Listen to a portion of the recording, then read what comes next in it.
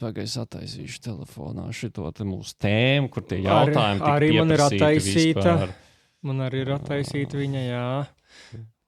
Bet... Man jau ir atbildēts. Tev ir atbildēts. Ko jau viņas lasīja tādā gadījumā? Tad jau tur varēja nopublicēt vienkārši. Nē. Es te pierakstīju keywords. Tāds gandrīz lapas izmērā keywords. Ko? Nu ko? Masīvs sveiciens visiem. Lielais. Jā, šajā jaunajā sezonā īpašajā Japānas izdevumā. Konnichiwa, minasan. Uz Bāleliņš devās uz Japānu un atgriezās. Kopš tā laika pagāja vēl daži mēneši, un tad mēs esam šeit parunāt par to. Nu, kamēr tur zīdi donāk, nezinu, līdz bilžu attīstīšanai, nezinu. Nē, mēs tagad zinām, ka visas atmiņas, kas būs, viņas būs autentiskās, jo tas, kas palika prātā, tas tāds uz ilgāku laiku. Palielam, jā. Jā, bet mūsu majonēzes muskatieris, mējo muskatieri, laikam. Jā, šoreiz varētu te būt QP. Šajā gadījumā. QP, kas ir QP? QP ir Japānas majonēzes. Tas ir brands tāds QP?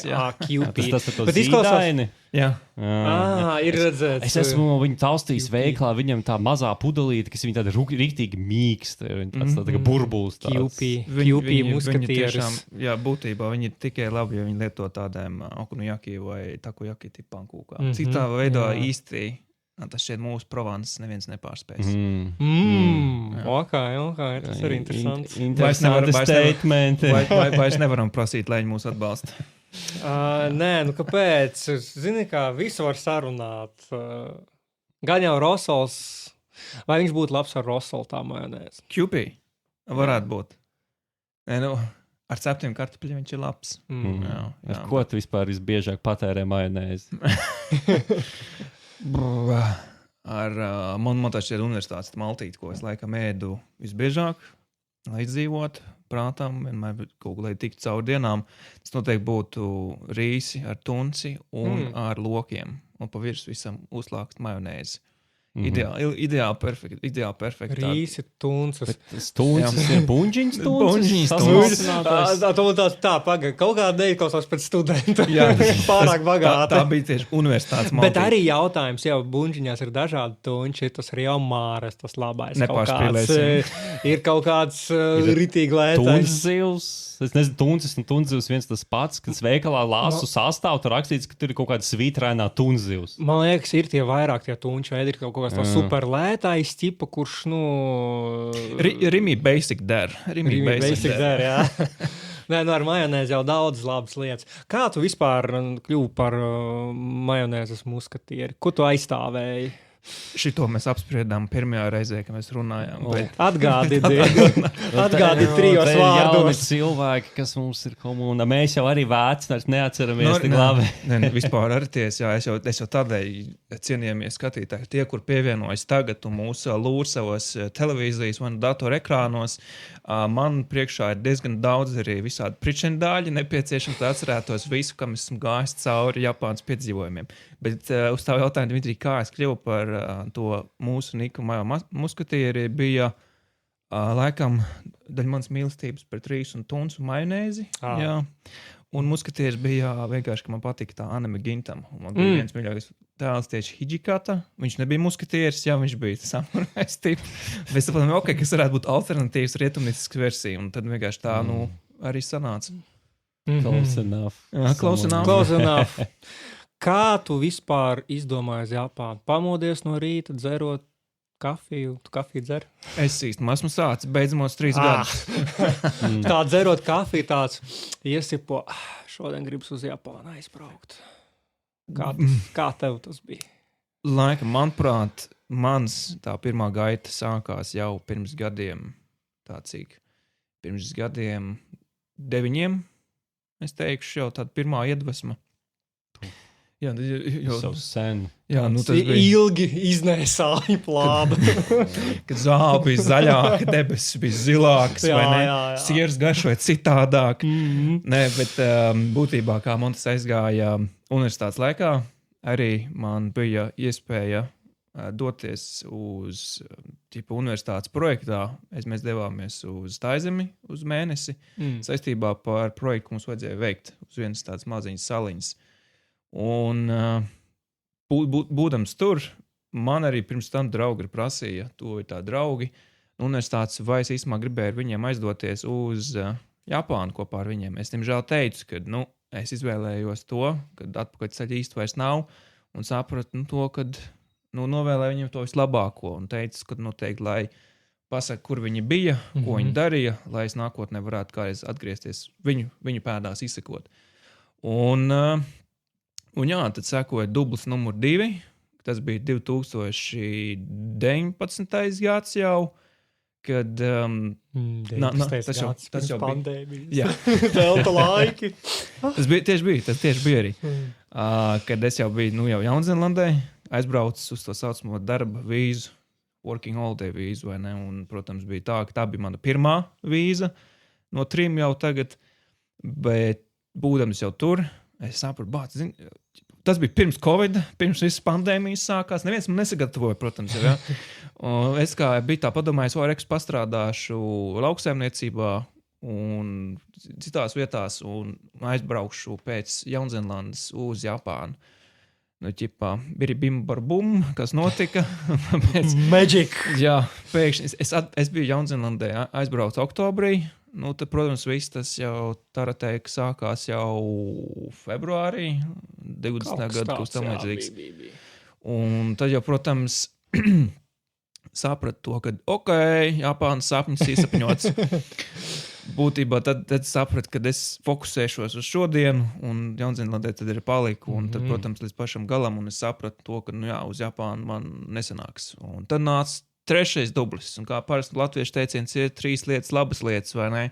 Es domāju, viņi bija, tas jau bija pēc arī vizītes, kas jau bija Kanādā, bet 23. gadā, manuprāt, vai 4. gadā Latvijas valdība parakstīja, laikam, kaut līgumu ar Japānas valdību par jauniešu eksportu tīpas.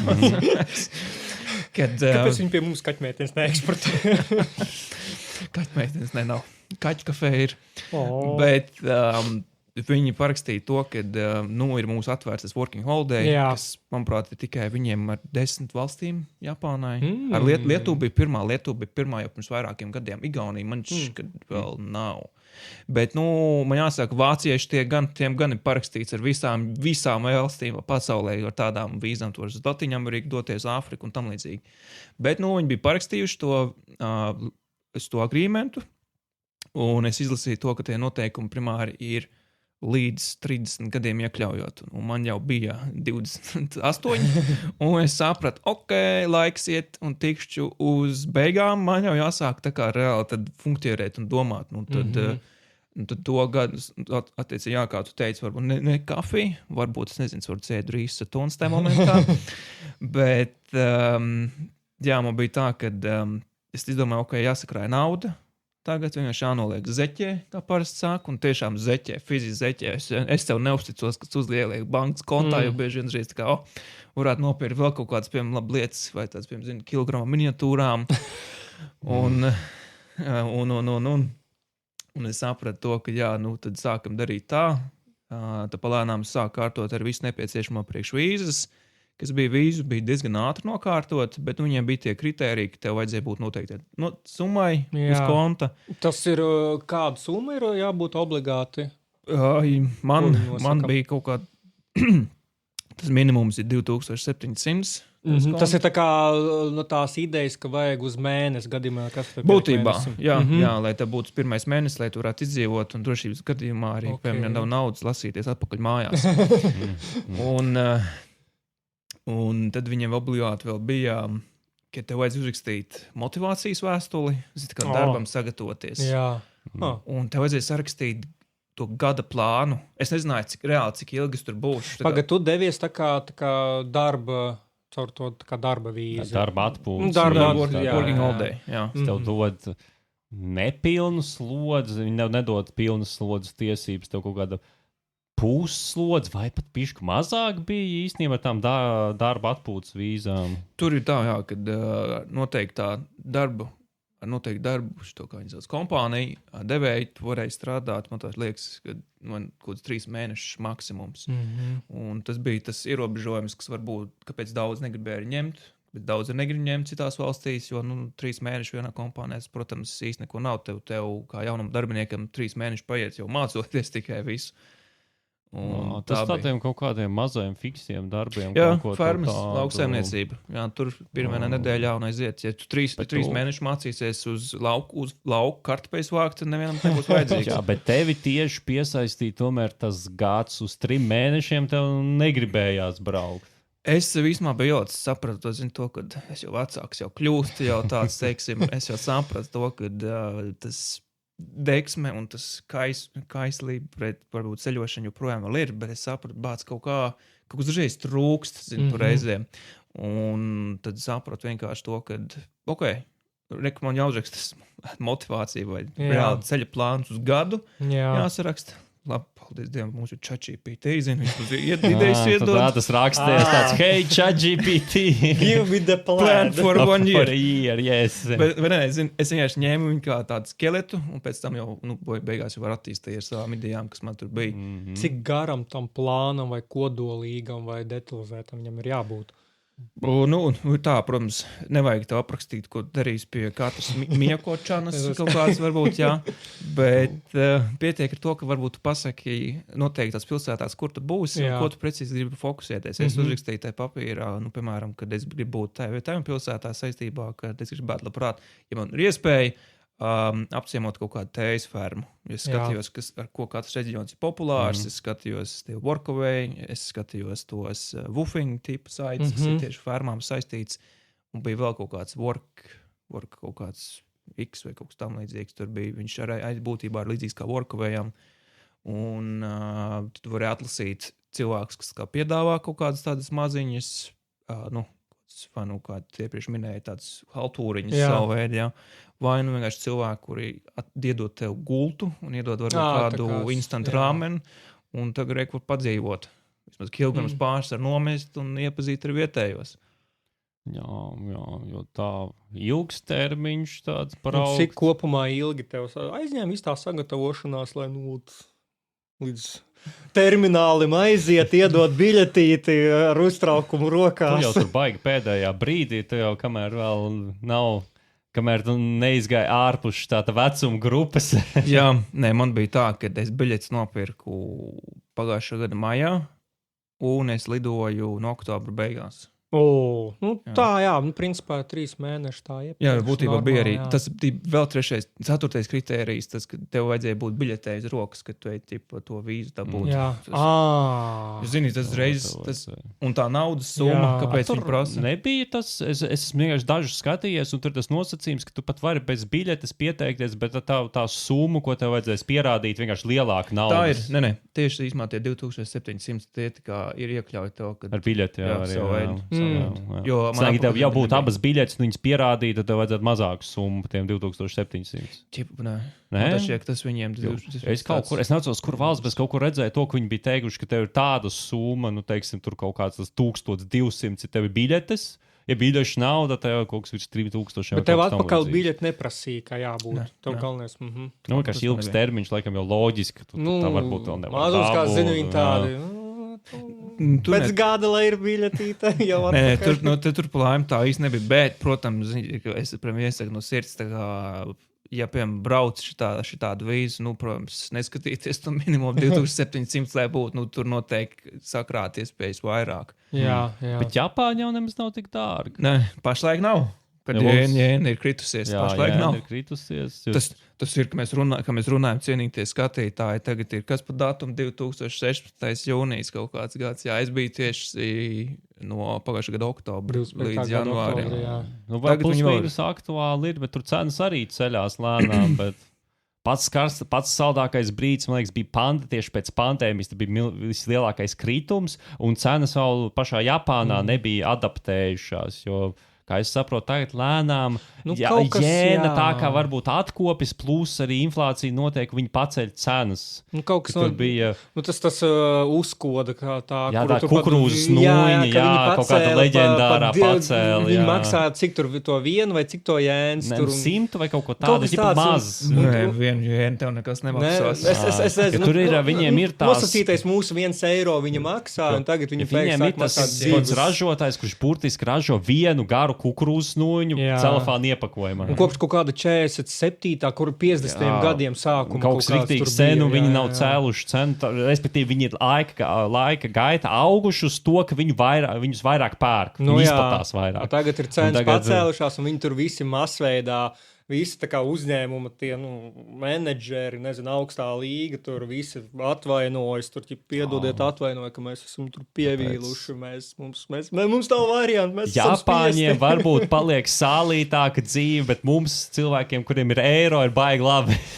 Jā, sūdzēties nevar. Ja tur bija, es kaut kad rēķināju, kad bija tas pirmais kritums, tur reāli bija kaut kāda 40% atlaida, mums gandrīz vai sanāca, vai 30%, viņi rīktīgi nokritās tā jēna proporcionāli.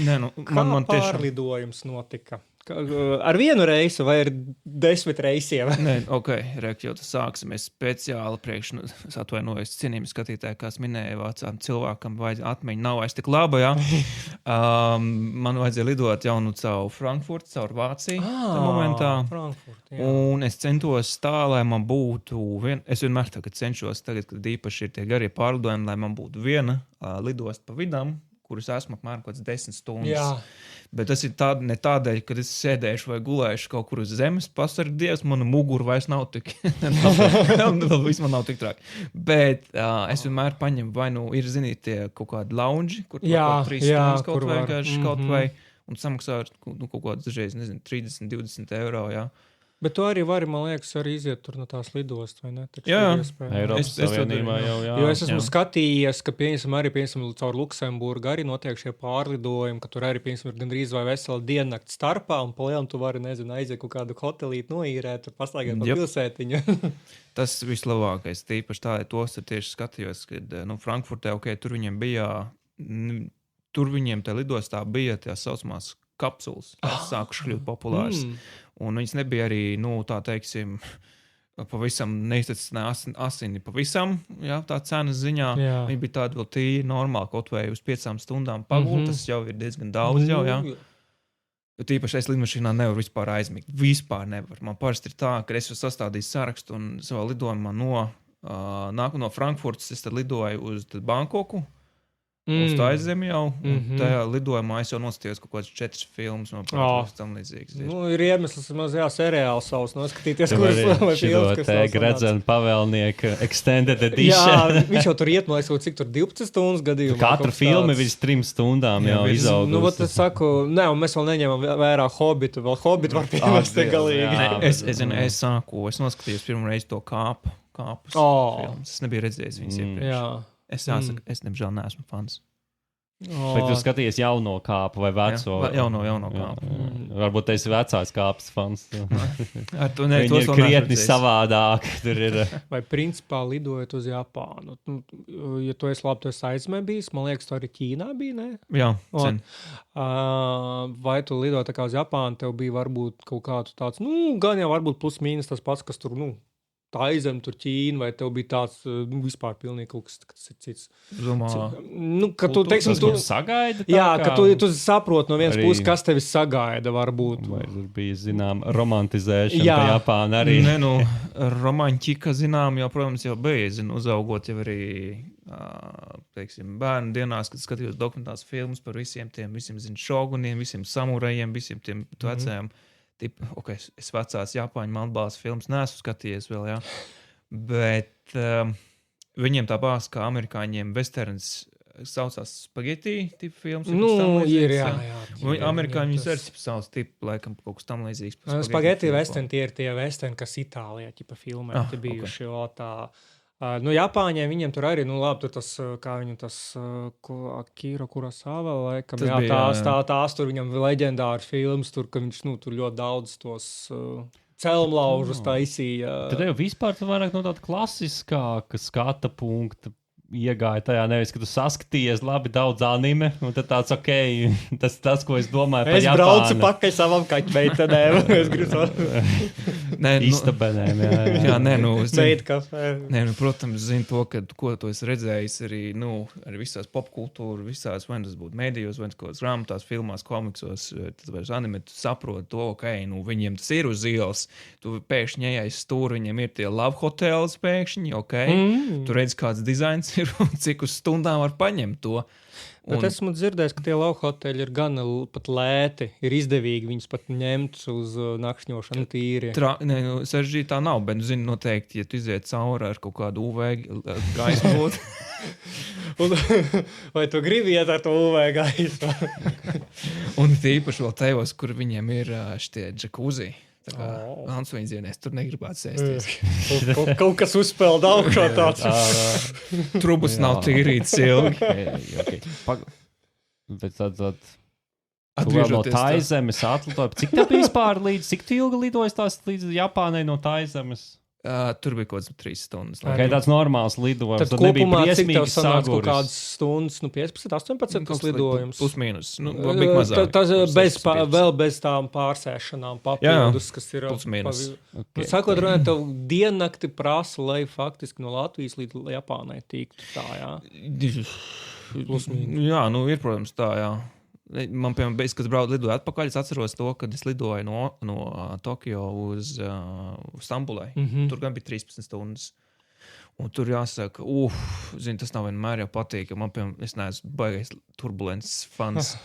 Jā, kad kaut kas sāk tur kratīties, jau īpaši, kad tu iemies nedaudz un pēkšņi sāk tur kratīties, viss tad nevar saprast, tas ir daudzās, jā, mēram.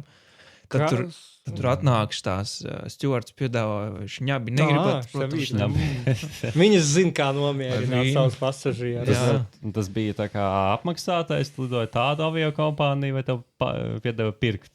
Tur jau tā kā garajos lidojumos tur tev dod. Ir iekšā iekļauts. Okay. Tas ir tā kā es jau nezinu, kādu budžeta aviokompāniju tu tur lidot. Nē, pirmajā klasē es nelidoju. Es otrajā. Skaties, pēc cik viņi maksā? Viņam, es interesi pēc apstājos, jā. Uz vienu pusi ir tā, ka, tā liekas, ja es samaksāju par biļeti turpceļā, manuprāt, nemācīšu pateikt, sākotnē man kaut kaut 420 līdz 500 varbūt, jā. Normāli. Ja nopēc noteikti tā laika, ar visiem tīpaši ar tiem layoveriem, jo ilgāk, tad jau lētāk reiz sanāk, jā. Un tie, manuprāt, kas ir nākošā klasa, pirmā klasa, biznesa klasa. Bet man liekas, ka nākošais bija jau sākot no 1100, 800. Kaut kāds 3 reizes rupi rēķinot, mēs skatāmies vairāk. Bet īstenībā, jā, es pirms gadiem, man liekas, 5 skatījos tās cenas biļešu, un tad arī varēja, principā, arī pat pa 500-600 eiro. Gan rīzojas sanāk, ka nav cēlušās divi cenas uz to mirkli, kad lidoja. Tagad degviela vēl sazina, kas notiek. Tagad mēs negarantējam. Varbūt ir lētāk ar... nav bijis tik jaunu dārga. Tur vairāk ir tas, ka tu tik tālu lidot, tu visdrīzāk negribi tur būt uz 2 nedēļām. Tas ir tas faktors, tu gribi maksimāli izvilkt to sulu. Jā, redz, Rihards jau bija liela acu uz gadu skatījās. Nē, man bija tieši tā, kad es tā tieši biju padomājis. Kādas bija tavas sajūtas, kad tu piezemējies Japānā? Vai viņi oda labi? Zinu, ka tas pirmais, kad atverās durvis lidmašīnā, tu izdzēji tāds... Zinu, kā pie tam vēl, varētu piekrist, ir tas jūras, tur, okeāns varbūt jūra, ir vietas, kur ir sērs, un tad tu tā, neoši tik labi, kā gribētos. Nē, pa laikam nekas tam līdzīgs nebija. Es tagad cenšos atcerēties tieši, bet viena lieta, kas bija, viņiem vēl bija... Nebija karsts, bet viņam bija tāds silts tas laiks, tāds normāls. Un viena lieta, kas viņiem laikam bija, viņiem bija nedaudz tāds, tas gaisa mitrs bija, kā viņiem tas ļoti pierasts ir Āzijā vispār. Un, kad izgāja ārā, bija arī diezgan agrs no rīta. Man tas šķiet, es ielidoju kaut kādos 5-4 no rīta, kad saule vēl tikai tiešām ausa viņiem tur. Pirmā lieta, ko izgāja ārā, tā lidostiņa vēl bija maziņa. Un man tur bija problēma, kad, es jau izgāju, es ielidoju, prākos 2 vai 3, es no lidostas izgāju 5 vai 6, jā. Tāpēc, ka tevi jāstāv rindās, tur tā, ka, diemžēl, es lidoju vēl uz lidostu, kur nav tā lielākā Tokijā, tā bija tā otra lielākā, neprecīzi zem Viss Tokijas, bet kas ir stūrī pie Naritas lidost. Otrs neatceros, kas bija. Čiba? Nē. Man liekas, Čiba. Jā, Čiba lidost. Bet, es tur nebiju, jo to otrajā lidostā lielajā viņiem tur ir, internacionālāk. Jā. Bet tajā pirmajā lidostā viņiem bija problēma ar to, ka, angļu valodā baigi daudz viss nerunājas, tā kā prasīt, kur man jādodas. Man šriks tāda vīza tipa ir. Vai man kaut ko pasaka Japānis, es tā, ok, sākās man challenge numur 1. Viņi tā kā, neviens neko tā vispār, zero English. Bija sarežģīti, jā. Lidostā pat jau ir sarežģīti.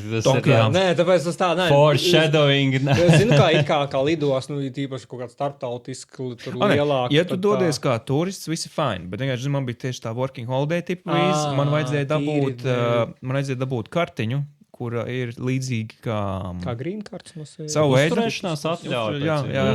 Jo viņi tev izdrukā viņu uzreiz lidostā. Un tad tev vajadzēja aizpildīt formu, tev vajadzēja gaidīt rindā, un man priekšā bija piegājuši kaut kādu vidusskolniešu delegāciju no Nepālas vai no kaut kurienes 16 meitenes vienkārši priekšā. Un, es jau tad uzreiz arī sapratu lidostā savu garumu atšķirību, tā teiksim. Jo, es teikšu godīgi, manuprāt, Japāna ir viena no valsts, kuras galvu acīt katru otro dienu. Tas tā diezgan tipiski. Cik garš tu esi? 1,89. Etras 80. Bet, teiksim tā, par tām dīvainākajām lietām, tips un triks, tos arī noteikti pastāstīšu. Kas tur būtu jāņem vērā precīzi. Bet, sagaidīju to visu to karti, un tam man bija jāiet cauri vietai, kur viņi pārbaudīja, kas tev ir somā. Bet skeners drošības kontrole. Jo, lidostā viņi tieši teica, lidmašīnā, ja mēs pieķersim, ka jums būs kaut kādi medikamenti, kas neatbilst mūsu reglamentam, jums būs vai nu jāiet cietumu, vai nu kaut kas būs jāmaksā. Es sēžu lidmašīnās tā. Tad pirmā dzirdēšana. Jā, mans tavegīls. Tas ir dzirdēts, ka pie viņiem zāļu kontrole ir diezgan spēcīga. Un ka tu arī aptiekās, tu tur principā neko dižu nenopirks. Tā būs cita tēma, pa ko mēs runāsim, bet lieta bija tā, es biju paredzējis šito, piemēram, mums ir viens tāds pretsaukstēšanās tablets, ko mēs lietojam, baigi populārs. Es neatceros, kā viņi sauc. Citramons. Citramons galvas sāpēm. Es zinu cilvēks, kas pie saaugstēšanās. Viņš zils paciņš, zils iepakojums, dzelten, tad kaut kāds ir. Bet, mums tajā pakā, kas viņiem ir, es pēc tam apsījos, kāpēc viņš tam atļauts. Viņiem ir tā, ka mums Eiropas pēc viņu standartiem mums ir pārliek daudz kafīns, vai kas tiek izmantots? Kofīns, jā. Un viņiem tas ir aizliegts, jo tas ir tā kā enerģija. Tas varētu būt citramons. Nē, citramons bija ok. Citramonā vēl bija, mums ir kaut kas vairāk kofīna iekšā. Jā, tieši tas, ko lietu, Tavegils vienkārši precāp, jo citramons ir kaut kāds precāp līdzeklis plus kofīns. Ļoti bieži ir skatītāji precāukstēšanās tabletes. Furasols, kā viņa. Zila paciņa ir dzeltena kaut kādu uzrakstu. Mēs neesam aptiekāri. Bet, un zinu, bija tāda lieta, ka viņi stāstīja, un es tāpat domāju, bāc, bet tās tāds ideāls zāles saukstēšanai. Jā. Un ko es pēc tam sapratu, ka man tiešām būtu viņas vajadzīgas vēlāk. Jā, bet, zinu, ok, tu iziet cauri kontrolei, tu viņiem pastāst, kas tev ir apmēram, bet viņi atkal jau nesaprot tev, tā kā angļu valoda pirmā, viņi tev parāda tāds tā kā planšetes precīzi, kur kaut kas uzrakstīts angļu valodā ir. Tā, ok, viņi pateica, vai tev ir kaut kāds no gaisa izstrādājumiem, no pienproduktiem, augļiem, kaut kādi narkotikas, mēram, to Un, bet tas nekas nebija, viņi tā teica, jo droši iet ārā, ok, viņš chill, savāc somu un ej ārā, un tad, zini, tā gaitenīca, kur tu izēji, ir tāds tiešām tā gaitenis, tāds šaurs, apmēram, un tas šiet, šitas istaba plus puse vēl no istabas, tik liels plats tas gaitenis bija, kur tu izēji ārā no lidostas, un apakšā ir vienkārši tāds viens vieta, kur ir tas vilciens. Un tad jau sākās viss tas piedzīvojums, kad devos jau ar kaut kādu jau ar vilcienu uz Tokijas centru, kas ir pie tās galvenās pils, kas viņam tur ir tās Tokijas pils centrā. Un, lai pagulētu, jo es paņēmu kapsulas viesnīcu, tas bija tā viena no tām ar Japānas lietām, kas tieši bija jāpamēģina. Zini, viņi tev iedod pidžāmas vēl pie tām, viņiem tās pidžāmas bija tik labas, viņiem paps jau klaut, kur tādas var nopirkt. Viņš teica, atvainojiet, bet tādas lietas mēs nepārdodam. Es teicu, ne jau, ka jums jāpārdod, bet kur tādas lietas var nopirkt, ģenerāli. Jā, bet viņi man neatbildēja. Konkurences noslēpums. Tas bija tā, bēdīgi. Un kā ir kapsulā vispār 1,89 m, vai tu tur embrionu pozā gulē? Nē, pa laimi nē, tur varēja gulēt tīri labi, bet viena tāda lieta uzreiz, kad esmu sapratis, neesmu Eiropā vai kaut kur citur, bija tas, ka tā kapsula mērīja visu to, kā es guļu, kad es pieceļos, kad es, piemēram, kad man ir trauslais mieklis, kad man ir ciešais mieklis. Kā viņi to darīja? Viņi kaut kā kamerām nolasīja? Ne, viņiem zem matrašķiem bija kaut kāda mērītāja. Jā. Un viņi tev nakšā rītā iedeva papīru ar programmā, kur tev parādīja, kāds bija savs mieks. Neko savu. Un es sapratu, es vairs neesmu zoļikā vairs. Kāds tev bija mieks, labs mieks pirmajā naktī? es man ir tā, ka tiklīdz, pierodu pie tās laika atšķirības, es biju paņēmis to kapsulu 3 dienām, es reāli vienkārši nogulēju tajā kapsulā vienu dienu, ko 14 stundas vienkārši gulēju un izgāju ārā tikai, lai nopirktu ūdeni. Un, protams, es lidmašīnā biju augstējies, tāpēc, ka no Taizmē bija plus 32 grādi, kad mēs ielidojām. Viņiem nav arī tveicīgi, mitrums liels. Un, kad mēs braucām lidmašīnu, viņi uzgriez kondišku uz maksimumu. Tas ir, jā. Un kas notika? Barabum atkal, es tur atkal saslims. Protams, man pretsaukstēšanās tabļeti, kas nav līdzi, jo, 10,000 sēdi cietumā. Ar mani šo te koldreks, tas pulverīts kaut kāds. Bet tas arī pretsaukstēšanās koldreks. Jā, bet, ir tas bija tā, man kakls sāpēja, es gāju uzreiz pirmajā dienā un tad pateicu, kas tur man bija pirmajā reizē, sumazē, nodagā, itai. Sāp kakls, kaut ko palīdziet man, ja. Bet viena lieta, ko es atceros no tās dienas īstenībā bija, kad es braucu vilcienā, kad man likās, ka tas bija tā nedaudz seriāls sajūta, jo tu brauc ar to vilcienu, saulītes apspīd, un tu redzi tās pļavas, tu redzi visas tās mājas, nezinu, tās vecās tipu, trīs stūra tipu galotnēm. Un man blakus apsēžās vēl tādas 3 tantītes, un viņas pēkšņi runā, es sapratu, pausu galām, ar savu japāņu anime skilliem visiem sapratu to, ka viņi runā par kaut kādu Mieko Čanu, un viņi runā par gossipiem, par savu kaimiņiem. Tajā momentā, un es sapratu, wow, this is real, ja? Tas nav kaut kāds filmu dokumentāls, kas tiešām ir reāli. Kas esmu tur, tas bija tāds seriāls moments. Okay, bet tas tu gājies kaut kādu tā kā viņu aptieku. Jep, aptiekā visu. Un kā, viņas ir kaut kāds kultūras šoks aptiekā bija, vai tur ir, ka viņamsim kaut kāda ļoti izteikta tautas medicīna, vai viņi tur praktizē kaut ko, es nezinu, kaut kādus tur buļļa, ola ekstraktus vai vēl ko. Savā ziņā viņiem ir īstenībā tā atsevišķā nodaļa. Arī tas man bija vienā no citām jau vēlākiem dienām, mēnešiem priekš, kad es biju pie ārsta apciemojis, bet viņš man ieteica 2 opcijas. Vai tu vēlies rietumu medicīnu, vai tu vēlies oriental medicīnu, man tas šķiet. Jā. Jo viņiem bieži vien ir ķīniešu pulverīši. Bet, es teikšu tā, man tie ķīniešu pulverīši nedz Ķīnā palīdzēja, nedz Japānā palīdzēja.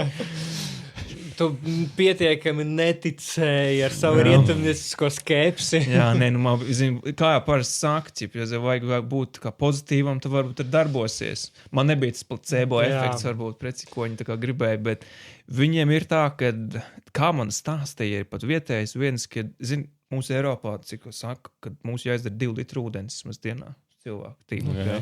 It kā. Bet viņiem ir tā, ka viņiem ārsti, ko viņiem saka, viņi pat 2 litrus nevar izdzert fiziski. Viņiem reāli sāk svemt, viņiem ārsti iesaka litru dienā izdzert. Nevis 2 litrus, 1 litru. Tā kā, jo viņi mazāki ir, vai? Jā, viņiem kaut kāds cits ķermeņa uzbūve, piemēram, ir tā, ka reāli tie medicīnas, ko es tur lietoju, un ar tie visi, viņa atšķirība ir viens stūrs, kur ir tie pulverīši dažādi veidi, jā, un tad ir tie rietumi tipu, tās tabļeti, kas parasti. Tradicionālais un tad rietumi. Jā, bet viņi tev iedod šitās, tev, protams, ir tā, ka 50-50. vietējiem palīdzēs tās tabletes, bet rietumniekiem Tev vienkārši vajadzētu dubult dozu vai 3-kāršo raut iekšā. Ja aptiekā un prasa tādu dozu, kas nogalinātu Japānu. Ticiet man, es esmu eksperts šajā jautājumā. Ja mēs runājam par kaut kādiem kultūras šokiem, piemēram, kad arī mums Hercogs bija tieši uzdevis tādu arī jautājumu par kāds bija tas lielākais tas kultūras šoks vispār braucienu laikā. Paldies, Hercog, par tavu jautājumu. Es attiecīgi, kā es minēju, vecs vecītis sarakstījis veselu lapu pilnu ar saviem keywords, key points visiem, kas jāmaina. Ir pāris lietas, ko es varu pieminēt. Jā, es nelasīšu, neraizējieties, bet viena lieta, ko man visvairāk pārsteidza, īstenībā, ko vienmēr, ko es redzējis visās anime un tam līdzīgi. Tiklīdz ienāc iekšā veikalos, viņi mērs sapu, ir šēmasē, vai kaut kas tam līdzīgs, kad tevi sveicina. Un es atceros, ka mēs ar vienu to vācieti un norvēģi bijām aizgājuši uz Jakiniku vietu. Kur grilē uz grila paši. Janaņiku. Jānis Snickers. Un tur tev vajadzēja attiecīgi, atkal pasūtīt dažādas gaļas. Tu varēji izvēlēties, kādus gribēji, bet viena lieta ir tas, kad viņi sveic visus cilvēkus, kas ienāk, un viņi arī pasaka, visi tie darbinieki arī atvedās no tevis, kad izēja ārā. Viņiem, lai tev netraucētu, liek, piemēram, kad mums ietumā ir, tepat Eiropā, ka mums atnāpjām, vai mums viss labi garšo, kad tev muti pilna, tur rīk nāpu, vispār var izteikt, Viņiem ir tā, ka viņiem galda maliņā ir arī poga, ko to piespiest, un tu var pasaukt cilvēku. Vai, ja nav poga, tad, protams, vienkārši pacelt tā kā roku, bet man poga ļoti patika, tāpēc, kas nozīmē, ka tiešām nebūs tā, ka man kāds teiks, dažāboties, viss kārtībā. Tas bija viena no tādām lietām tieši restorānos, kas viņiem bija tas. Un vēl ir, kas viņiem ir cigarešu kultūra nenormāli. Tas ir kā? Mēķē daudz, ne? Ļuļķī viņi katru dienu, ļuļķī uz katru stūru. Tur reāli, viņiem, protams, ir tie visi vending mašīni, visi tie automāti, kur tu var dabūt tos dzērienus, uzkodas. Viņam arī ir aparāti, kur tu vari cigaretes dabūt. Bet tur pirms tu viņu var nopirkt, tur ir viena feature papildus klāt, ka tev jāieliek tas savā rezidentes kartu kaut kā, ID karte kaut kā noskanē, un tikai tad tev atvarās tas, kad tu var nopirkt to cigareti. Loģiski tā kā. Un tas cigaretes nemaksā dārgi, protams. Viss kaut kādā sākot no €50, €30. Viņiem bija kaut kādi tur beigti cilvēki, vēl kaut kas virsū, vai ne? Uz paciņām. To gan es nepamanīju. Tu varbūt nebija izteikts nekas. Ja būtu kaut kādas baigās briesmas, varbūt pamanīt. Vai tu mēģināji pirkt? Cigaretes, nē. Es nepirku. Nē, bet viņiem tas ir ļoti tipiski, tas, ka viņiem ir pat... es pat ilgi tā neesmu bijis, bet es iegāju vienā bārā, krogā, vēstuvē savu veidu. Un viena lieta, kas man pārsteidz, kas redzēja, ka cilvēks pīpē iekšā. Es reāli, kad to beidzamā reizi biju redzējis, ka man bija kaut 6-7 gadi, es biju Vācijā, kad sēdu savu šniceli, kaut kā, bet kaut vai Latvijā tu īsti pat nav tādi bāri, kur pīpē iekštāpās. Mums ir vai kaut kā nodalītas baigi zonas, vēl kaut kā. Es neesmu redzējis pie mums smēķēšanas.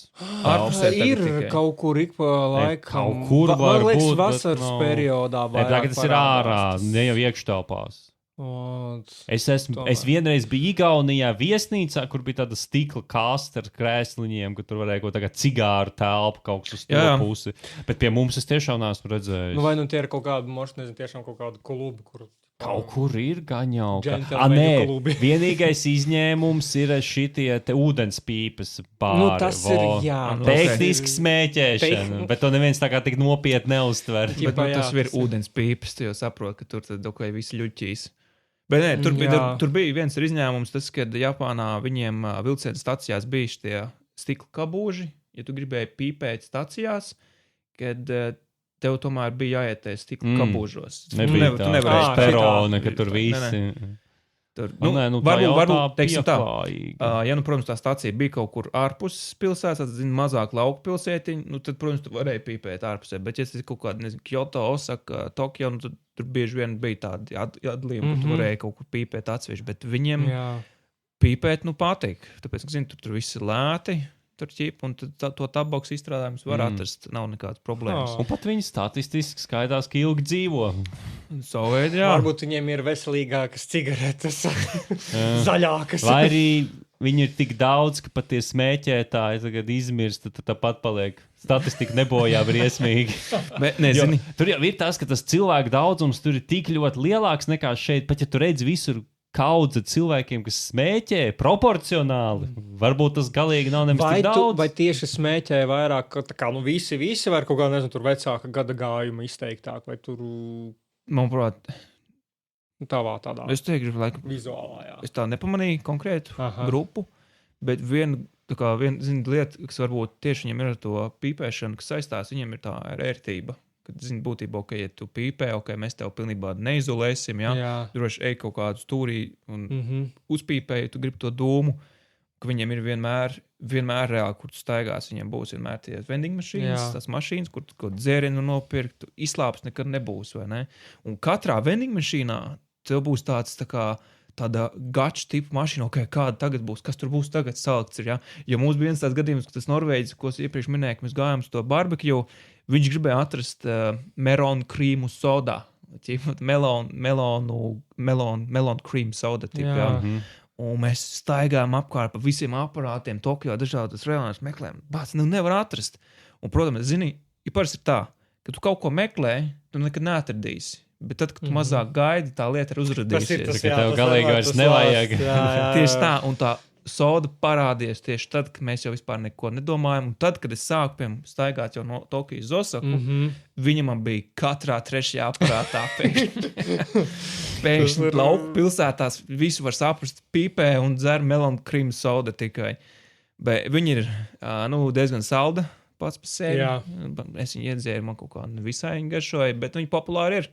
Un tā ir, tā ērtība, ko viņi ir salikuši tiešām, kad ir tur parastais ūdens, ja tu gribi, ir tas pokarijas svet, kas ir populārs, ka ķipa... Tas nav minerālīts, tā ka minerāla viņš ir līdzīgs kā tas mangaļī, tas sporta dzērieni. Viņš ir kaut kādu garšu, bet viņš ir tāds tā kā saldens sāļš, ne? Viņš ir domāts, ka tu esi izvīdz baigi. Tos elektrolītus tur stabilizē atjaunot. Jāsaka, es viņus dzēru arī tā, tur salīdzinoši tā bieži. Viņi bija tīri, viņi nebija tik trāki. Citiem negaršoja, tāpēc, ka viņi teica, garšo pēc sviedriem, tāpēc savas pokarijas svet, Tā spūdeles rakstīs, tas, ko tu nopirki. Tieši tā, apmēram. Vai tev par ēdienu bija kaut kāds checklists, es gribu nogaršot šito vai... Bībele! Cienījamies skatītāji vai klausītāji, kad noteikti vai kāds pļauj zāli, vai varbūt savs nezāles raust, kad šito skatās, Jūs tagad varat apstāties, un apstīties video. Tā, jāatrod, kur ir mani sākums. Karč, uz 5 lapām es parādīšu jums vispirms. Man bija sarakstīts ar lietām, ko es gribu pamēģināt. Es sapratu, ka varbūt būs lietas, ko es nespēšu pamēģināt pilnībā. Saprotam iemeslu dēļ, zinu, ka nevienmēr viss sanāks. Es domāju, tu vari droši pret kameru tā bišķi tā parādīt. Lai viņi saprot apjomu tam visam. Morālo. Būtībā ir tā, ka jūs nevarēsiet... Piezūmot. Tas ir liels blociņš, viņš ir tāds padzīvojis. Ja tu gribi, tu vari pienest kamerai tipu to. Da, es varu varbūt. Uzmanies tikai no vadiem.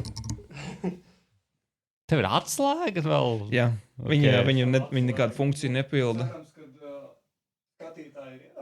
Jā, bet kaut kas ir, bet teiksim tās ir tikai 2 lapas no 6 kopumā, jo tur man bija 100 lietas, kas man bija jāpamēģina. Un man bija tā, ka, protams, es biju izmēģinājis daudzas, bet daudz nepaspēju izmēģināt. Un, vienmēr jāatstāja kaut kas ir nākotnē. Viss jau nevar vienmēr tā pēst. Kas bija tas top lietas, kuru tu tāds, šito es gribu te Latvijā? Okay. Hands down. Viens no desertiem. Es neesmu tā kā izteikti tāds deserta cienītājs in general. Man tā kā pareiziem var, bet tā kā cepur nost, viņiem bija tas deserts, kas sauc Mont Blancs, kas ir no tiem... Kas tas ir? Kas tas vispār ir? Viņš ir taisīts no, kā viņi sauc, chestnuts, kā viņi sauc, kastaņi, ēdamie kastaņi. Jo Mont Blancs viņš bija taisīts arī no ķirbjiem un no saldiem kartupeļiem, bet tieši šajā gadījumā ir no tieši tas KitKats, ko es tev iedēvu, viņš ir taisīts no tiem ēdamiem kastaņiem, zaļi iepakojums, jā, bet viņš ir tāds spagetī tipa vilnīši salikti virsū, un virsū maza kaut kāda vai nodziņa, vai riekstiņš, laikam pats kastanis, un apakšā bija tāda tipa kūkas mīkla savu veidu, bet tāda kraukšķīgāk, un bija arī tas putu krēms salikts arī. Un kaut kā, es nezinu, kaut kā priekš manis man likās tāds, wow, ka viņš nav baigis salds. Šāds gaisīgs arī beigās? Jā, savu veidu. Un katrā reģionā, katrā prefekčurā saucamajā, viņiem ir cits veids, kā viņi pasniedz. Vienā viņi pasniedz man ar kaut kādu mērci augļu, un tad otrā viņam pateica, uzberiet sāli. Sāli, kas tāpēc ķecerība tāda ir, mēram. Tas varētu būt interesants kontrasts, tāds saldu sāļais. Es to sāli nebiju baigs tarā, bet bija ok. Bet tas deserts, tas bija viens no tiem topiem, un es teikšu, laikam, tad viena no tiem parastiem ēdieniem, kur tu kā varēji ēst ikdienā, man tā liekas, visi jau pazīst visus tos rāmeņus, kas viņiem tur ir, bet es domāju, ka man visticamākais bija tas pats, kā viņi sauc, viņiem šitā fritētā cūkuļi vai vista, kā viņi saka, tonkatsu, tas viņam ir. Vai chicken cuts. Viņa neizskatā, tonkatsu neizskatījās līdzīgi tā, kā mums būtu, ķipa karbonāda, tikai tāda veļā vārīta, nevis ceptas pānas. Jā. Bet viņiem bija labums tas, kad atkal, restorānu var būt, kad viņiem viņiem nebija tā, kad viņiem tā gaļa garšo tā kā pēc eļļas, viņi nebija baigi eļļu jūtām. Un vienmēr deva vai risu, tev to miso zupiņu un kāpostus. Ļoti daudz kāpostus. Kāpostus? Kimči vai kaut kāds citus? Nē, vienkārši parastais kāpostus. Zaļais, sarkanais. Vienkārši nemarinēts, tipa svaigs kāpostus. Okay. Bet īstenībā baigi labi gāja, tāpēc, ka, tas gaļa bija kraukšķīga tāda, un pēc tam bet viņi bija bez panējuma gaļa, jā? Nē, panēt. Fritēt. Viņu rīktīgi tur iepanēja, iefritē. Skaidrs. Bet, ēdieni bija dažādi. Man, piemēram, arī cienījamie skatītāji. Dažādas arī bildes ir, protams. Ēdienu bildes bija viena no top lietām, ko es uzņēmu, un es sapratu dzīvē, ja ir tas teiciens, vai tu dzīvo priekš ēdienu, vai you live to eat, vai you eat to live, jā? Un man ir tas noteikti otrais, I eat to, I live to eat. I live to eat, jā. Dzīvo, lai ēst, un nevis ēd, lai dzīvot. Jā, savu ēdu, un jau vienkārši sapratu to. Jā, protams, ir kādi jautājumi, mēs varam pagriezt un tad uzjautāt, bet tas bija no tādām maltītēm, kas mums vairāk palika atmiņā prātā. Bija arī viena tāda maltīte, kas man atmiņā palika slikti prātā. Pie tuvāk. Ko tev tādu baroja tur? Tā būs viena no bildēm, ko Dimitris ir redzējis, kad tu redzēsi saldējumu, tādu tipu tūtiņu. Es biju tajā Yokohamas ramen muzejā. Foršs muzejs pats par sevi ļoti, ļoti, ļoti foršs. Nav vispār nekāda pretenzija. Tas ir bento kaste. Un tur bija atbeidzamajā stāvā, viņiem bija tipa restorāna, kafejnīcas. Es jau siekasta. Skatoties uz to. Ja rād tās bildes, viņas bišķi ilgāk tur patur, lai viņš paspēja nofokusēties. Vai uzspiežat pauzi? Uzspiežat pauzi? Spiežat pauzi. Šits jau... Nē, viņš nav. Centrētāk mēģina. Nē, tūmā, tik tūm viņš fokusēs, tev vairāk tas, ka sejas viņš vienkārši tāds... Nē, tas nebūs. Ja, lai nu kā, bet tas bija Chinatowns. Chinatown arī bija diezgan populāri un vispārībā arī viens no tiem jautājumiem, ko uzdeva Refikul iekšā fandomā, viņi prasīja par tiem real life anime lokācijām un tieši tas Yokohamas Chinatown, viņi arī tā kā viena no populāriem, viņiem ir tie vārti. Tā izklausās. Jo, reāli ir tā, ka, zini, tie Chinatown viņiem atšķirās ar to, ka, tu saproti, ka tur ir tā Ķīnas piegarša, Ķīnas, Taivāns piegarša. Tur bija lieli sarkani vārti. Jā, ar pūķiem, protams, izdekorēti. Un viena no atšķirībām bija, stipri no lielākām atšķirībām bija tas, ka viņiem bija arī tie visi festivāli, Japāņiem, ēdienu festivāli bija aizgājis, ka, zini, visi tie yakisobas, visu, ka tu ēd tos ābolus uz kociņa. Un viena no tām lietām bija, kad, tu aizies uz vienu festivālu, un tu iepazīsti visus tos ēdienus, kas viņiem tur ir. Tas ir tas Mont Blancs, ne? Tas ir Mont Blancs. Tas ir Mont Blancs. Tā ir tā kūka, jā. Un... Nē, nenofokusējās. Viņš negrib. Gājis to konceptu. Mēs, man liekas, pārāk skatāmies uz kameru, bet parāda man to Mont Blanc, es gribu redzēt arī, jau tas ir tas tops. Tas ir tas tops. Bet viņš reāli... Dādēļ tās vīlies. Viņš pēc kastaņa izskatās. Jā, viņš tā kā tā funkcija ir tieši domāts. Ēdamais kastaņs. Mums jau arī ir kastaņs, tā kā saldais, tikai viņš vienkārši tāda bumba ir. Zini, oriģināli Mont Blanc, viņš ķipa tieši nāk no Francijas ķipa. Viņš izklausās tā franciski. Jā, bet man jāsaka, es nezinu, vai gribētu mēģināt franču versiju. Man pietika ar japāņu versiju. Es sapratu, ka tā ir mana vienīgā versija. Neeksistē vairs neviena cita versija. Bet to pašu, tā kā tas pats ēdiens, kas man nepatika, bija tas Ramen muzejā, bija viens stāvs, kur viņiem bija dažādi ēdieni, uztaisīt nūdeles no Itālijas, Ķīnas, Azerbaidžānas laikam, Turcijas, vēl kaut kas, un vēl pāris citu valstīm. Un tur bija viena opcija, ka tu varēji paņemt saldējumu. Un, zini, es biju reāli tā domājis, tās instant noodle saldējums, būs var vanīļas, izskatīs saldējums, kas izskatīsies kā roltons, bet garšos pēc, saldējumu. Es tiešām tā ēdu, un es tā domāju, ko es paņēmu nolāpīts? Viņš negaršoja nec pēc kaut kādas vaniļas, viņš bija salda, šitā rāmena zupa, roltona zupa, kas bija salda, vienkārši kā saldējums, tu ēd, kaut kā šķebinoši pat metās. Viņš bija uz piena bāzes vai arī uz ūdens? Uz ūdens, manuprāt, bet viņš bija kremīgs. Lieta bija tāds, nevarēja saprast, vai tas ir piens vai ūdens. Viņš tiešām izskatījās kremīgs. Varbūt tas bija kaut kāds low fat milk ķipa. Grūti bija saprast, bet tur viņi pa virsmu bija uzbēruši vēl gaļas bumbiņas un vēl garneles, un es biju domājis, vafelītes varbūt par šokolādīs. Nē, tas bija reāli īsti sastādājis. Es sapratu, es tādu murgu es negribu ēst. Tāds prikali nav tā vērts. Nē, tas nebija tā vērts. Vai tev vispār visa ēšanas ceļojuma laikā kaut kas vispār pietrūka no latviešu virtuves, starp citu jautājums no māsas? Jā, es noteikti teikšu, vienīgais, kas pietrūka no latviešu virtuves, bija latviešu medikamenti. Latviešu medikamenti. Tas pulverītes. tā nātrīte, ko var uzpīpēt. Latvijas garša. Nē, es īstumā reāli. Mums ir tā, ka mūsu tējas kultūra ir diezgan attīstīta reāli. Zini, tā kā mēs pazīstam, protams, Āzijas valstis, ka viņiem ir zaļās tējas, melnās tējas, ka tā ir tā dzimtene, kur nāk ar visas ūlong tējas, Ķīnas ūlong tējas un tam līdzīgi. Bet man reāli tajā momentā, kad es biju saslims, man pietrūka kaut kāda, ka viņiem varēja atrast kumulītes tēju, bet kumulītes tēja maksāja 3 reizes dārgāk. Tas citreiz ārzemē ir, ka viņiem ir pat tās zāļu tējas, bet viņas baigi dārgās. Jā, tā bija tā problēma, un viņiem bija tikai kumulītes tējas. Tāpat man bācā, kur ir kaut kādi tie kliņģerītes vēl par reizi, kaut piparmētru atsevišķi, jā.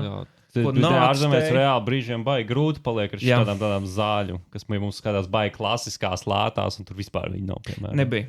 Un tā bija, varbūt, tā kā latviešu virtuves. Ēdienas ziņā pat nevarētu tiešām teikt, varbūt te momentā man kaut kas pietrūk, jo viņiem bija diezgan daudz arī, ko varbūt arī, mēs precīzi var nēd, tādu virtuvi uzreiz bieži, bet viņi izmantoja sastāvdaļas, kas mums ir pazīstamas daudz maz. Ar izņēmumu bija tikai tas, runājot par pazīstamām sastāvdaļām, mums ir maziņš ēdienu pārtraukums. Mēs jau ilgi ierakstam, un tad mēs varētu uztaisīt mazliet nerunāšanas pārtraukumu.